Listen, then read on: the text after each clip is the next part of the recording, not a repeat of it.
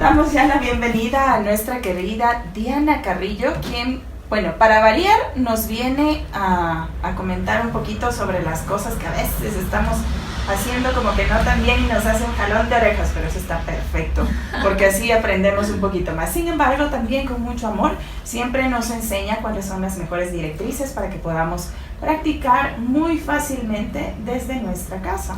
Y ahora vamos a hablar sobre la energía, y esta energía principalmente que se ve reflejada al momento de consumir los alimentos. ¿Cuál es esa conexión que tenemos?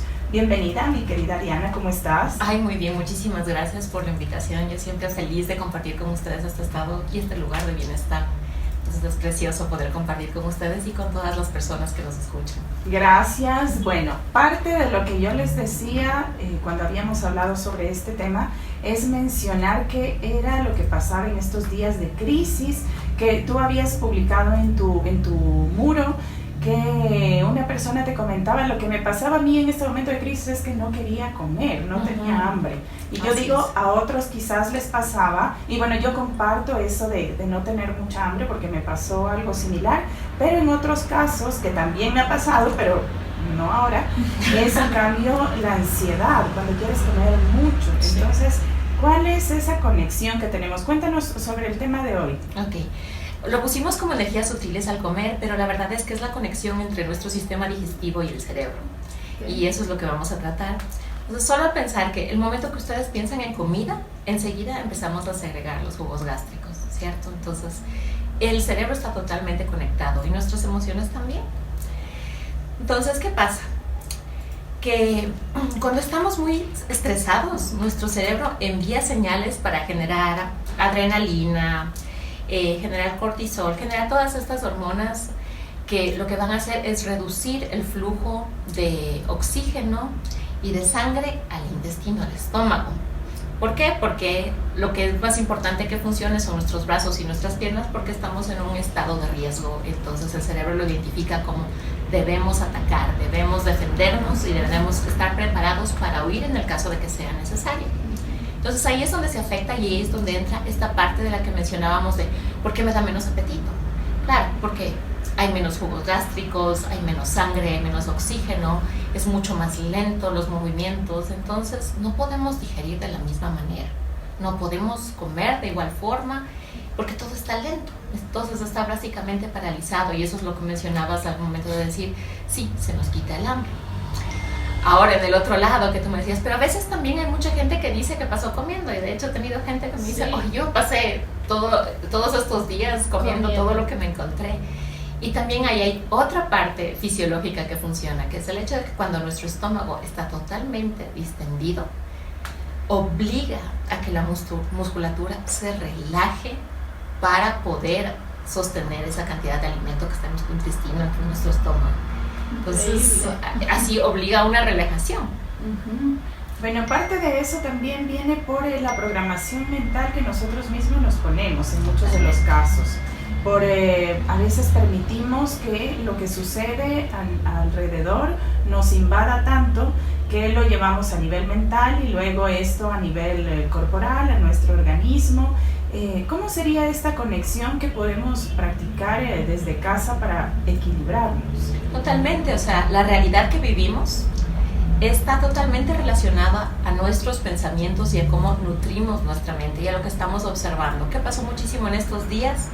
Que estábamos súper pendientes de lo que estaba sucediendo, pero dentro de la información oficial también había un montón de información no oficial. Exacto. ¿Y qué hacíamos? Seguíamos conectando con eso, en vez de buscar un espacio de, ok, voy a escuchar las noticias en el momento preciso, voy a utilizar el medio de transmisión adecuado para escuchar e informarme de manera adecuada, pero no pasar todo el tiempo en esto, porque esto justamente nos ponía más en alerta y genera pensamientos catastróficos, que al final en muchas casas tal vez ni siquiera llegaron a tratar de invadir las casas, pero estábamos en una sensación de que ya mismo vienen y nos invaden.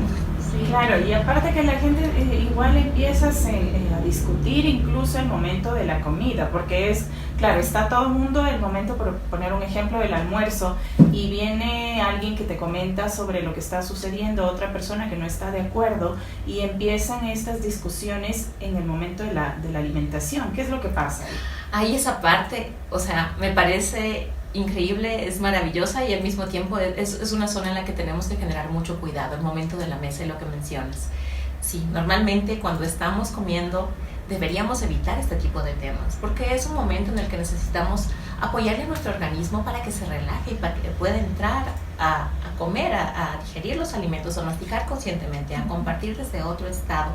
Y en esa parte hay un tema muy interesante que son las alergias. Hay muchas alergias que son inducidas por este tema.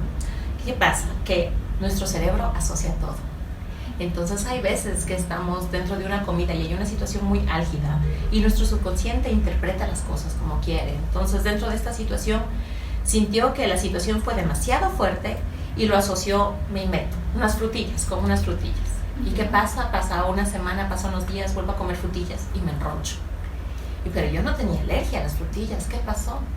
Es justamente esa asociación que genera el cerebro, es una manera de proteger y de decir, necesito estar bien, y asocié las frutillas con el malestar. Y pasa mucho con las madres que dan de lactar y cuando tienen momentos de lactancia que son muy estresantes o son muy duros para ellas, al asociarlo así, el bebé recibe la leche y de repente se vuelve alérgico. Maite, ¿qué puede contarnos con sus babies? Yo justamente... yo siempre tengo muy en cuenta esto del estado emocional para poder compartir el tiempo con tus hijos y mucho más con un lactante, ¿no? Es muy importante, muchas veces las mamitas están estresadas, han peleado, están felices, pero todo eso le transmiten al niño, imagínate en tan corta edad. Ahora yo me pregunto, a unos niños de más edad también se les puede afectar de esta forma emocional en su parte de comer, en su momento de alimentación, porque claro, ellos no entienden lo que está pasando, pero son perceptivos y sienten lo que pasa a su entorno, ¿me entiendes? Sí. Entonces, ¿cómo les afecta a los niños también inconscientemente de la realidad de lo que está pasando, pero también reciben toda esa emoción negativa y muchas veces de frustración, de peligro, de miedo de sus alrededores? Totalmente, o sea, la conexión de la madre con el hijo está toda la vida, pero es mucho más fuerte hasta los 7 años. Pues cuando son pequeñitos es cuando cualquier cosa que siente la mamá y de repente ve y dice, ay, es que no sé por qué mi hijo es tan nervioso, es porque la mamá es bastante nerviosa. Ay, es que mi hijo, no te metas ahí porque te vas a caer, y normalmente sucede. O sea, es justamente por esta alerta que los niños generan esas realidades, más es por cómo se encuentra la madre. ¿Cuáles serían las recomendaciones en casa cuando estamos en una reunión familiar, cuando estamos en el desayuno, almuerzo, cena o en cualquier momento en el que estamos compartiendo diversos tipos de alimentos? ¿Qué sería lo propicio hacer para que esos alimentos pues realmente sean nutrición? Claro. Bueno, primero y lo más importante es recordar que una buena alimentación es importante, pero incluso más importante que una buena alimentación es el estado en el que estamos cuando vamos a ingerir los alimentos. Eso es incluso más importante. Entonces, la invitación en casa puede ser justamente en este mes que estamos hablando del mindful eating, de comer a conciencia, es establecer reglas en el hogar. Ok, estamos en la mesa, entonces evitemos los celulares, lo primero, porque si estamos conectando tarde o temprano puede saltar esta sensación de mira la noticia. Establecer temas de conversación dentro de la mesa para tratar de propiciar un ambiente que funcione y enfocarnos en compartir cosas agradables que pasamos en el día, en esa parte de compartir en verdad cómo nos sentimos desde el bienestar. Inicialmente puede ser un poco difícil, pero como todo es un hábito.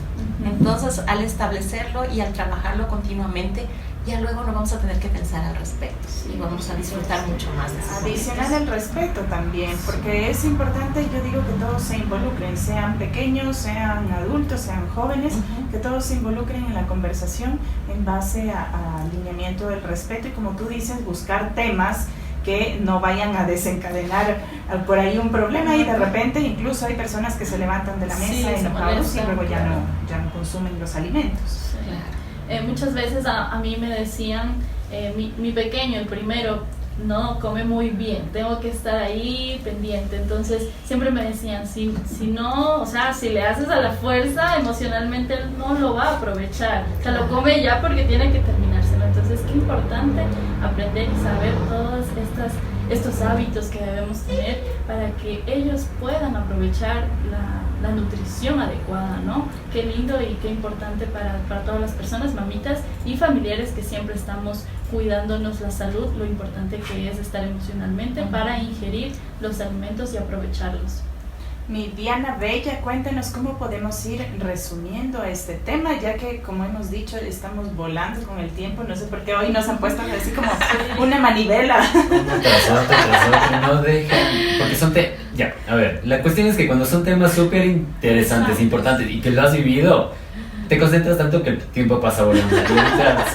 Necesitamos más tiempo. Sí, pero yo digo esto cuando estoy en la mesa. Sí, pero yo esto, pero yo lo otro. ¿Cómo podríamos ir resumiendo el tema? Bueno, resumámoslo por estrategias. Entonces, primero ser consciente de cómo me siento y tratar de mantenerme relajado antes de ir a comer. Si estoy muy estresado, evito comer por un tiempito o me gestiono con unas pocas respiraciones. Si estoy compartiendo con mi familia, conversar y establecer reglas familiares, acuerdos familiares que vamos a utilizar en la mesa.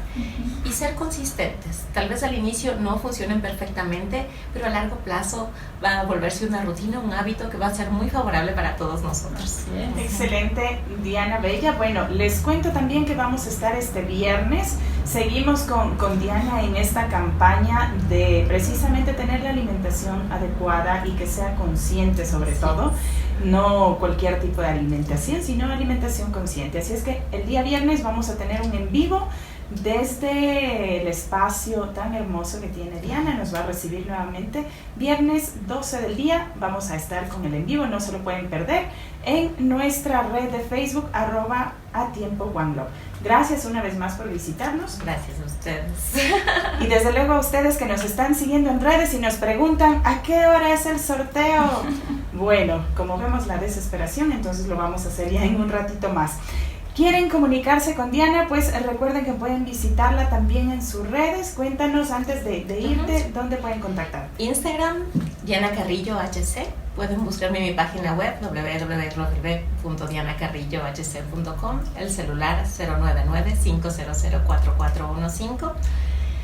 Y si quieren visitarme en Origo, pues yo encantada. Me llaman y les puedo asistir personalmente y podemos conversar directamente de las necesidades que requieren y buscar las mejores opciones. Gracias.